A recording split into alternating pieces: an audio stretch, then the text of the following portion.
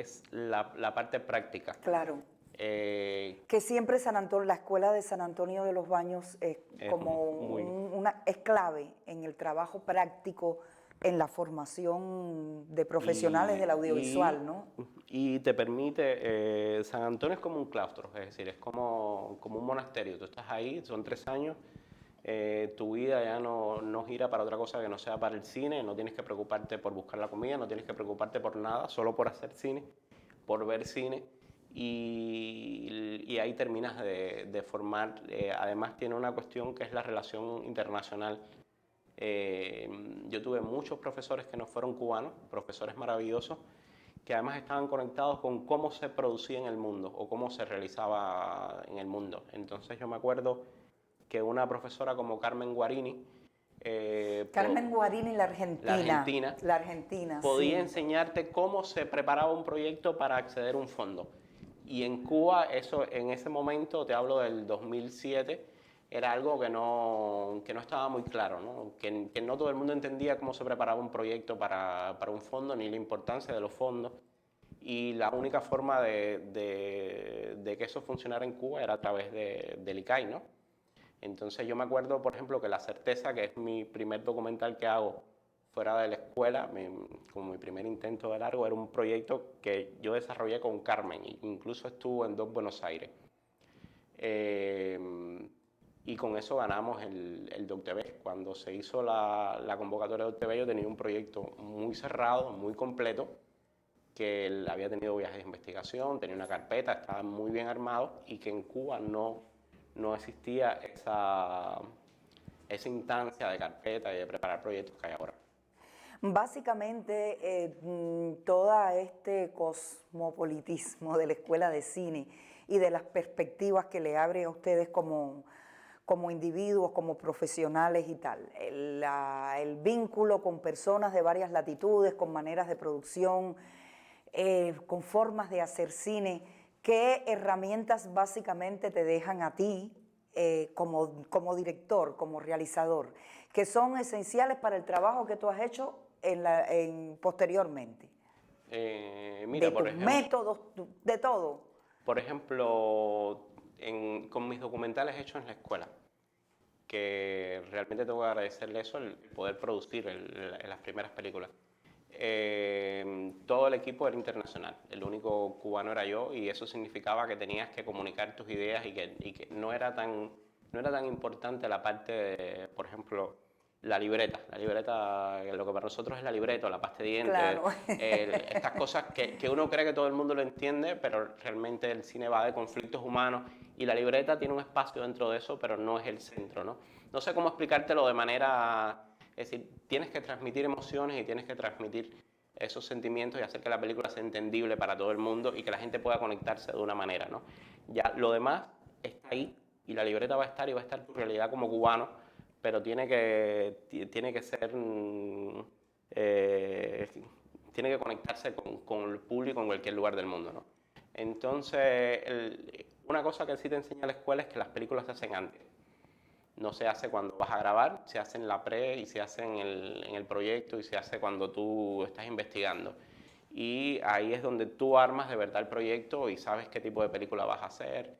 Y bueno, después del rodaje las cosas cambian, ¿no? Pero si tú no sabes qué película vas a hacer y no la tienes lista antes, no va a pasar. Vas a ir a grabar cualquier cosa y vas a terminar en edición haciendo una película en el mejor de los casos, ¿no? Yo me imagino que haber ganado Doc TV, ¿en aquel momento todavía era Doc TV Iberoamérica o Sí. era todavía la posibilidad de visibilizar tu proyecto en televisoras de toda América Latina y tal? Yo creo que eso fue también, tiene que haber sido un estímulo grande para ti como realizador.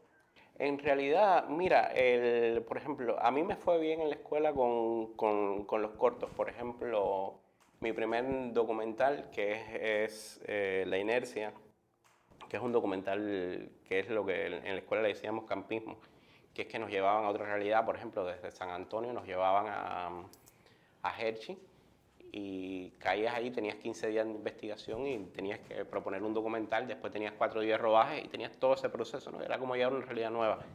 Ese documental entró al ICFA que es como el festival de documentales más importante, y tuvo un recorrido maravilloso alrededor de 50 festivales, ¿no? La escuela también tenía eso de que tenía un sistema de promoción que era importante para que eso funcionara, ¿no? Y después, por ejemplo, Ausencia estuvo en Documenta Madrid, Nos Quedamos estuvo también en Documenta Madrid, La Marea, que es mi tesis de años, me abrió muchos caminos. La Marea fue un trabajo muy, muy exitoso. Y te enseña, por ejemplo,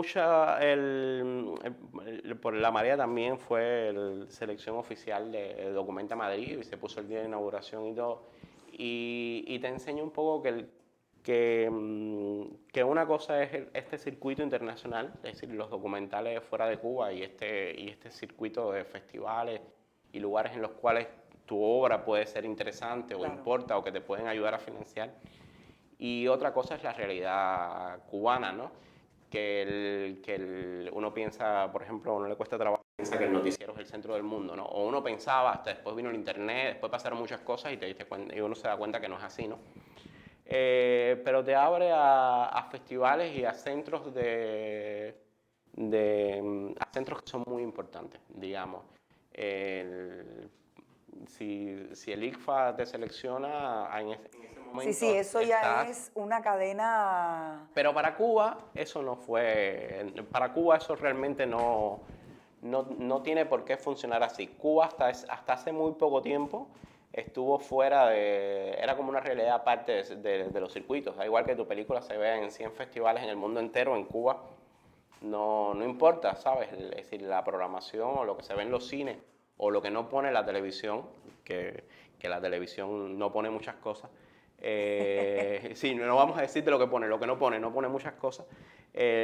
No significa nada, ¿no? Entonces, por ejemplo, el Doc TV para mí me ayudó en Cuba a que fuera reconocido de alguna forma como director. Claro que sí, claro que sí.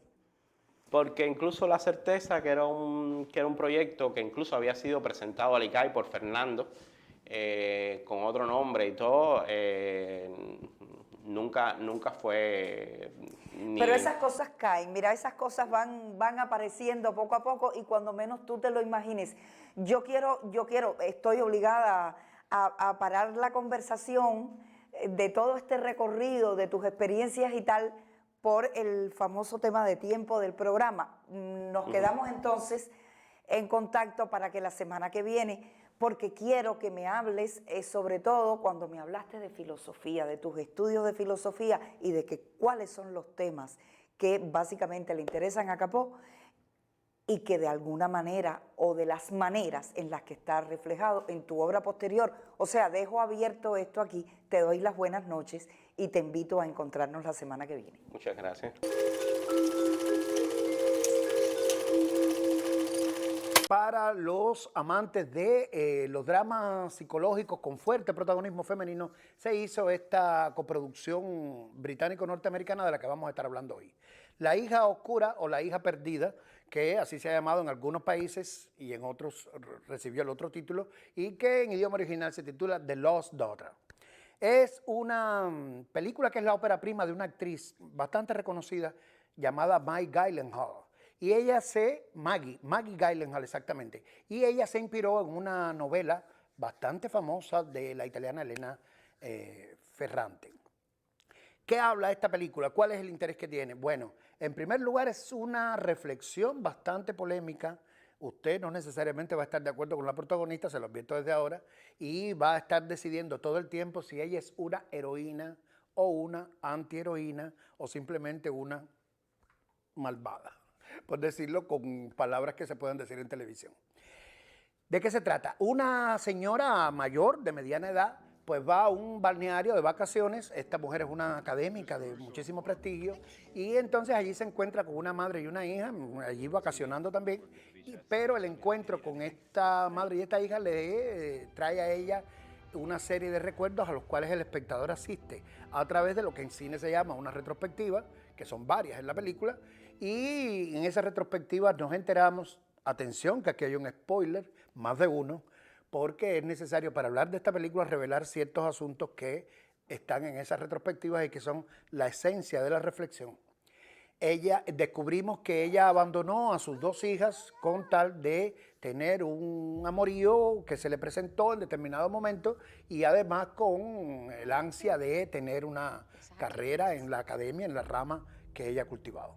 Todo eso ocurre en una isla griega paradisíaca, divino todo, y el asunto es que en la medida que la película avanza se va haciendo más oscura, más sórdida, y las retrospectivas van tornando todo el tema como nada veraniego y haciéndolo más grave, más terrible, porque necesariamente la directora tiene que ponerse de un lado o del otro. Hay que apoyar o no actitudes como la de esta mujer. Y lo he dicho en un tono ejemplarizante y de moraleja que no va con mi comentario. Pero bueno, el caso es que la película obliga al espectador a que tome una actitud respecto a la protagonista, que interpreta como una diosa que es Olivia Colman. Es una de las grandes virtudes de la película. Olivia Colman interpreta todo las contradicciones, la subjetividad atormentada de esta mujer que siente culpa por simplemente no haber cumplido con lo que espera de ella una sociedad patriarcal. Esta sociedad patriarcal occidental y oriental y de todas partes que esperan de las mujeres que toda madre se convierta en ese mito de la madre mártir, la madre sacrificada, la madre que lo abandona absolutamente todo por la crianza de sus hijos. Y eso puede ser o no ser. Hay mujeres que tienen esa facultad, esa vocación y ese espíritu de sacrificio, pero hay otras que no lo tienen. ¿Y qué convierte a las que no lo tienen? ¿En mujeres malvadas, sin corazón? No sé. Es una polémica a la cual la película te invita. ¿Tienen ellas derecho a abandonar a sus hijos? Derecho no, derecho tienen. ¿Sería moralmente lícito semejante abandono y anteponer a la crianza de los hijos los intereses propios en un sentido profesional o en un sentido personal, erótico, sexual, como era el caso? La respuesta a eso yo no la tengo, no la tiene nadie, pero sobre todo yo no intento, y eso les recomiendo también al espectador, no aproximarme a esta película, a este drama terrible de remordimientos y de vidas irresueltas desde el espíritu fustigador de enjuiciar a los personajes, porque la misma película no la enjuicia, simplemente expone lo que ocurre y la directora lo ha declarado muchas veces. Maggie Gyllenhaal es muy cómplice del feminismo y de toda causa que implique la emancipación de la mujer, incluso de la obstinación y de la asfixia en que en algunas ocasiones, según esta película, la empuja a la maternidad. Es decir, la maternidad vista como un elemento negativo. En ocasiones es lo que esta película retrata. Y ese elemento es por lo menos polémico, por lo menos discutible. En todo caso, hay que avisarle a las autoridades de la televisión que nunca la programen en un Día de las Madres, porque es capaz que como hay una madre protagónica, pues esto ocurra. En fin, ahí está una excelente película que es The Lost Daughter, dirigida por Maggie Gyllenhaal con la gigantesca Olivia Colman. Y llegamos al final de este programa. Yo estoy muy complacida y espero que tú también lo hayas disfrutado. Quiero agradecerle a Armando Capó por habernos dedicado este tiempo y te espero aquí la próxima semana a la misma hora, siempre en el canal educativo, para tener la suerte de volver a decirte, te invito al cine.